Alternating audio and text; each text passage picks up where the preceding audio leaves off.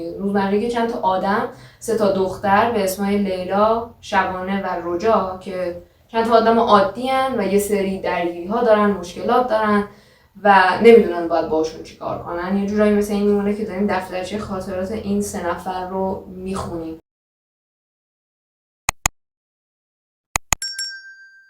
سلام، به یه ویدیو دیگه از تحلیل کتاب خوش اومدید. من خاطرم، دانشجوی اپتومتری ترم دومم و این دومین ویدیویی که قراره با هم دیگه در مورد کتابا صحبت کنیم. امروز میخوام در مورد کتاب پاییز فصل آخر سال صحبت کنم. اولین کتابی که از یه نویسنده ایرانی خوندم، در واقع اولین کتاب ایرانی بود که خوندم. کتاب 2 تا بخش تابستان و پاییز داره و هر کدوم از این بخش‌های کتاب شامل 3 تا تکه است. یعنی همینطور که میبینید الان این تکه سومه. هر تکه از زبان یکی از این دخترها بیان شده و نویسنده توی این کتاب خیلی قصد نداره چیز عجیب غریبی بگه. یعنی خیلی قصد نداره که احساس میکنم شما رو هیجان زده‌تون بکنه. شاید من اینجوری حس کردم و صرفا میخواد بگه که آره، ما یه زندگی عادی رو داریم و هممون اب نداره که اگه اینجوری باشیم باید به خودمون زمان بدیم و یه دلیلی که من به شخصه، حالا از اینجا به بعد بیایم در مورد نظرات شخصی من راجع به کتاب صحبت کنیم که آیا دوستش داشتم یا نه.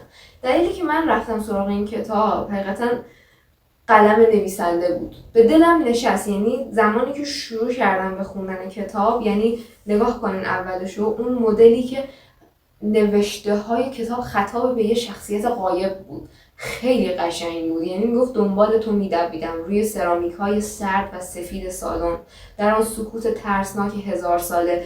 یعنی منتظر و آرام ایستاده بودی، روشنی سالن به سفیدی میزد، فقط نور میدیدم و تو را، لکه این نیلی روی سفیدی مطلق. صدایت زدم، راه افتادی و دور شدی. دویدم، دستم را دراز کردم و دستت را گرفتم. برگشتی، دستت توی دستم ماند و هواپیما پرید. میدونید طوری که تکه هایی که از زبان لیلاست یه جورایی خطاب به یه شخصیت غایب خیلی زیباش کرده بود. یعنی هر دفعه که این اشاره ها رو میکرد من لذت میبردم. واقعا این دلیلی بود که تا آخر کتاب به خوندنش ادامه دادم و یه جوری ساده و روون بود. حس میتونستی باش ارتباط برقرار کنی. همون قلم نویسنده بگم که فلش بک های خیلی خوبی توی داستان بود. یعنی اونطوری هم نبود طولانی باشه، در حد 3-4 خط 5 خط طوری میبرده توی گذشته که واقعا لذت میبردی و طوری برمیگشت که اصلا اینطوری بودی که کی برگشتی. و این فلش بک هاش واقعا قشنگ بود. من از فلش بک هاش لذت بردم چون خودم توی داستانا فلش بک ها رو خیلی دوست دارم، واقعا عشق میکنم باشون. خوبیش این بود که طولانی نبودن که بگی آره مثلا سر رفت دیگه چقدر تو گذشته بودی، سری برمیگشت به زمان حال. هرچند کتاب طوری بود که دوست داشتی گذشته‌اش رو بیشتر کشف بکنی، ولی لذت بخش بود. حالا بیاین یه نگاهی به کاور کتاب داشته باشیم. کاور برای من خیلی مهمه. یعنی اگر کاور کتاب بد باشه واقعا نمیخرمش. کاور کتاب یه جو مشکی خاکستری خوشگلی داشت که واقعا به دل آدم میشست. با این برج ایفلی که روش داره واقعا به فضای کتاب هم میخوردش. داخلش هم که خب همونطور که میبینید تکه اول اینجا. حالا همونطور که گفتم این بخش کتاب پاییزه و بخش دوم و پایانی کتابم هست دیگه. بخش اولش هم که تابستان بود. حالا برگردیم به ادامه صحبتامون در مورد این کتاب که کاورش هم خیلی خوشگله. هر چیزی که توی این ویدیو میگم به این معنی نیستش که کتابای ایرانی بدن، نویسنده ایرانی بدن. نه، اوکی، من صرفا فقط دارم در مورد داستان کتاب صحبت میکنم و متن کتاب. واقعا ربطی به این نداره که اوکی نویسنده ایرانیه، کتاب ایرانی، خارجیه و اینا. هیچ واقعا ربطی به اون نداره. این کتابو زمانی شروع کردم به خوندن که دقیقاً کتاب شاتر می و دیستروی می، یعنی همون 2 جلد اول مجموعه خوردم کن خونده بودم و تصور کنید توی اون وضعیتی که هیجان زده از خوندن خوردم کن هستی، پاشی بیای و این کتابو بخونی. یعنی لطفاً این کارو نکنید. و همین باعث شد یکم سطح توقعاتم فرق بکنه و در صورتی که اصلا این کتاب فضاشون نبود. یه فضای خیلی آرومی داشته. میدونم یه جوری حس و حال کتاب بادام رو بهم میداد. حالا اونطوری نه، یه جوری هر دوتای این کتابا، هم بادام هم پاییز فصل آخر ساله است، انگار داشتن زندگی چند تا آدم عادی توی اون کشور رو روایت. یکی از تیکه‌های کتاب که خیلی نویسنده جوری نوشته بود که واقعا آدم میتونست ارتباط برقرار کنه. بحث رجا بود. رجا یه آدم بلند پروازی که داشت برای ویزاش اقدام داشتش، می‌خواست بره ویزاشو بگیره برای فرانسه و اونم از اینجور حرفا، و اون استرس‌هاشون، استرس درس خوندن، نگرانی اومدن نتیجه خوندن، اون نگرانی اومدن نتیجه قشنگ میتونستی بگی که آره مثل خودمه توی خیلی از حوزه‌ها، چون اکثر بچه‌هایی که تو فاز کنکور بودن میدونن این نگرانی یعنی چی.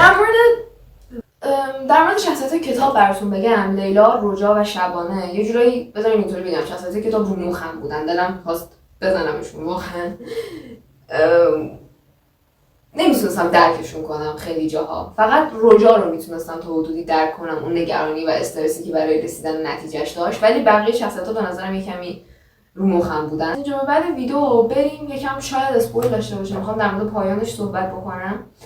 اگر براتون مهمه که اسپویل نشه از اینجا بعد رو نبینید. حالا من تایم کدم میزنم براش، ولی نظر من که حداقل اسپویلی نداره البته. ولی خب بریم. کتاب خوب بود ولی از یه جایی به بعد حوصله سربر شد. یعنی یه چیزایی رو داشت میگفت بی دلیل که اصلا اینجوری بود که خب اوکی دیگه برای چی داری اینا رو روایت میکنی؟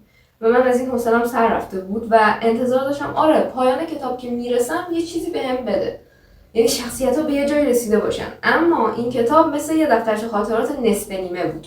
من کتاب رو خوندم واقعا به خط آخر که رسیدم و واقعا ورق زدم و دیدم هیچی نیست. تعجب کردم. یعنی انتظار داشتم که ادامه داشته باشه و کتاب عملاً پایانی نداشت. برای همین اگه خیلی آدمی هستید مثل من که پایان براتون مهمه، این کتاب پایانی نداشت. صرفاً میتونید به عنوان این کتابی که یه روز که خسته این حال نداری، یه کتابی نمیتونید کتاب پرهیجانی و تحملی اینم از دومین ویدیو تحلیل کتابمون. مرسی که همراه هم بودین. اگه بیشتر دوست دارین در مورد کتابایی که در موردشون صحبت میکنم بدونید، من سعی میکنم یه پلیلیست واسهشون درست کنم، ولی فعلا یه ویدیو رو براتون تگ میکنم روی ویدیو یا توی کپشن که در مورد کتاب عصرگرایی صحبت کردم که چرا هر کاری میکنیم پیشرفت نمیکنیم. اگه دوست داشتین اون ویدیو رو ببینید و بعداً دوباره میبینمتون. خداحافظ.